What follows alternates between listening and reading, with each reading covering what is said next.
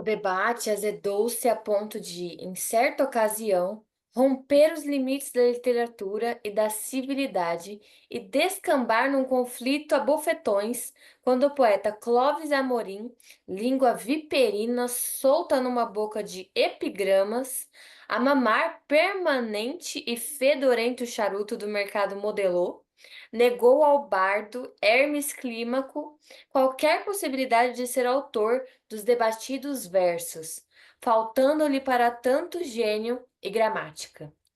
De Clímaco, não diga besteira, aquele com muito esforço obra uma quadrinha em 7 sílabas, um poeta indefluxado. Por cúmulo do azar, o poeta Clímaco surgia na porta do botequim, com seu eterno traje negro, a capa de borracha e o guarda-chuva, também eternos. Levantou o guarda-chuva e arremeteu em cólera. Endefluxado é a puta que o pariu! Atracaram-se entre xingas e sopapos, com vantagens evidentes para o Amorim, melhor versejador e atleta mais robusto. Curioso também e digno de relato, o sucedido com um fulano, autor de 2 magros cadernos de versos, a quem algumas pessoas menos avisadas conferiram a autoria do poema. Primeiro, ele a negou com firmeza.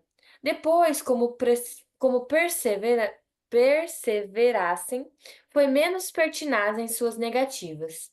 E, por fim, reagia de maneira tão confusa e tímida que a negativa parecia acanhada afirmação. É dele, não há dúvida, diziam ao vê-lo esfregar as mãos, baixando os olhos e a sorrir num murmúrio. Que parecem versos meus, isso parecem, mas não são. Negou sempre, mas ao mesmo tempo não admitiu jamais atribuíssem a outrem as discutidas estrofes.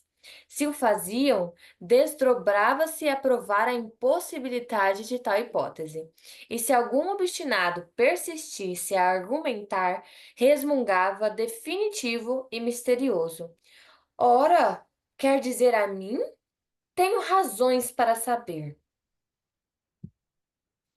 E quando a ouvia declamar, acompanhava atentamente o recitativo, corrigindo se alguma palavra era trocada, ciumento do poema, zeloso como de obra sua.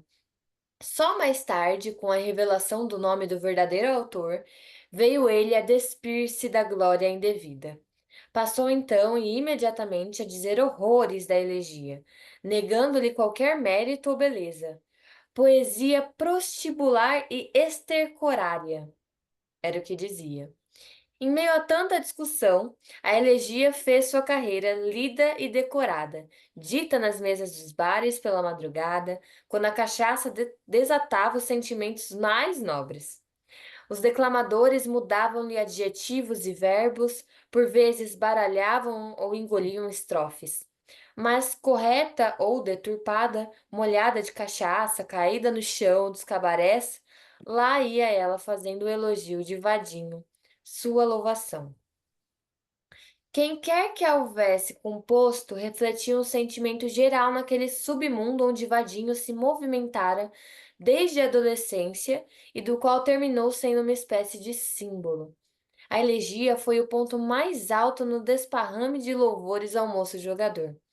Se lhe fosse dado ouvir tanta palavra de elogio e de saudade, Vadinho não acreditaria. Em vida jamais fora alvo de encômios e loas. Muito ao contrário, viviam a lhe martelar os ouvidos com repreensões e conselhos, sermões a propósito de sua má vida e de seus maus sentimentos. Aliás, a indulgência para os seus malfeitos, para com essa exibição pública de suas pretendidas qualidades, a transformarem-no em herói de poema e em figura quase lendária. Durou pouco tempo. Uma semana após sua morte, já as coisas começavam a ser repostas em seus lugares. A opinião das classes conservadoras, responsáveis pela moral e pela decência, passou a manifestar-se pela boca dos comadres e das vizinhas. tentando sobrepor-se ao anárquico e dissolvente panegírico estabelecido pela subversiva ralé dos castelos e cassinos, na criminosa tentativa de solapar os costumes e o regime. Criava-se, assim, um novo e apaixonante problema, como se já não bastasse o da lavra dos versos. De referência a este último, provas foram prometidas da verdadeira identidade do autor, por fim, agora revelada e para sempre inscrita no livro de ouro das letras pátrias. Quando, anos depois da morte de Vadinho, o poeta Odorico recebeu seu exemplar das Elegias Impuras, um dos três únicos oferecidos de graça pelo poeta, magnífica edição de luxo, tiragem reduzida e 100 volumes autografados, ilustradas com xilogravuras de Calazans Neto, voltou-se para Carlos Eduardo, estendeu-lhe o livro precioso. Estavam os dois amigos sentados na mesma sala de redação, na qual, num dia distante, juntos haviam lido e discutido a elegia. Apenas agora eram senhores gordos e respeitáveis, e ricos, muito ricos, proprietários de coleções e de imóveis. Odorico recordou: Eu não te disse naquela ocasião? Era dele. E concluiu com o mesmo sorriso e com as mesmas palavras de outrora. Velho sem vergonha. Também Carlos Eduardo riu seu riso cordial, de homem realizado e tranquilo, e admirou a edição primorosa. Na capa, em letras cavadas na madeira, o nome do poeta, Godofredo Filho.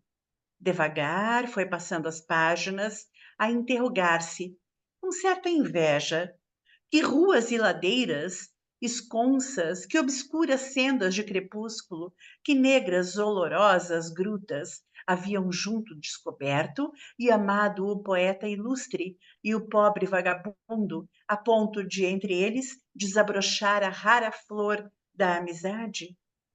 Devagar, a refletir nesses enigmas, Carlos Eduardo tocava o papel como se acariciasse suave epiderme de mulher.